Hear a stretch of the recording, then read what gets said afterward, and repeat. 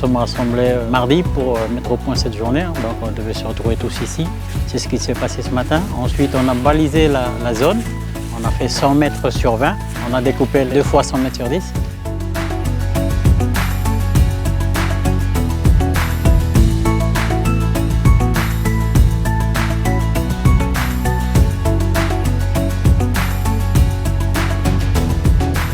Là, la zone elle est balisée. Nous avons les 100 mètres sur 20 partagés en deux. Donc nous allons nous scinder en 2 équipes. Une équipe va démarrer d'ici, va faire le côté plutôt rivage. Et l'autre équipe va démarrer de l'autre côté et va faire le côté océan.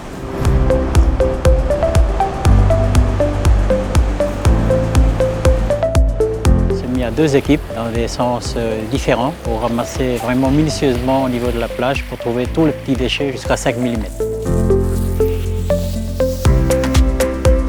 Concentrer les recherches sur les microdéchets, c'est important car c'est une problématique en fait qui est assez globale dans le monde et en fait on retrouve de plus en plus de déchets au sein même des poissons. Or c'est ensuite ce qui est utilisé pour l'alimentation humaine et donc ça peut avoir premièrement un impact pour l'environnement et secondement aussi un impact pour la santé humaine et c'est pour ça que c'est important de s'intéresser à ce problème.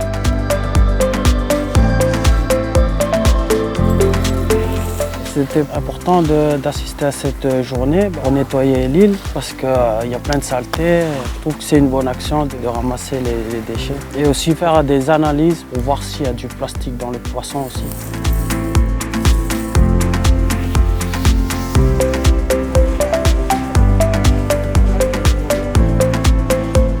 Je dirais que dans l'ordre, on trouve tout d'abord les bouteilles plastiques. Ensuite, on va trouver le polyéthylène et après, on va trouver le caoutchouc. Et ensuite, on va trouver les bouts de verre et en dernier lieu, les bouts de métal, certainement parce que ça flotte moins. Nous avons trouvé des bouteilles de gaz. Nous avons également trouvé des lampes, des néons aussi. Ça fait partie des objets que ça nous fait un peu bizarre d'en trouver là.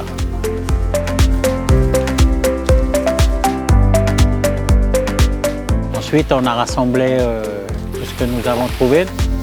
Nous les avons triés et là maintenant nous allons pouvoir aller les peser pour pouvoir envoyer le résultat de notre travail pour eux.